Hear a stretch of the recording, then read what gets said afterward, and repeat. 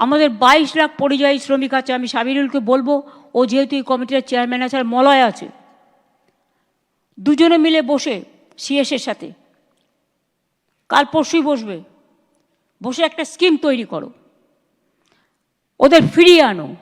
আমার দরকার নেই বাংলার বাইরে গিয়ে কিছু দালালের কথা শুনে যখন অত্যাচার হয় তখন তারা থাকে না, পালিয়ে যায়। বাচ্চাদের পর্যন্ত অত্যাচার থেকে রেহাই দেয়নি, মহিলাদেরও না। গুরগাঁওতে হরিয়ানায় 10টা ডিটেনশন ক্যাম্প করে লোক রেখে দিয়েছে। আসাম, রাজস্থান, মধ্যপ্রদেশ, ইউপি, দিল্লি, গুজরাট, মহারাষ্ট্রে একজনকে কাগজে দেখলাম কুচি কুচি করে খুন করেছে, করে বস্তার মধ্যে রেখে দিয়েছে। এটা কখনো মানা যায় না।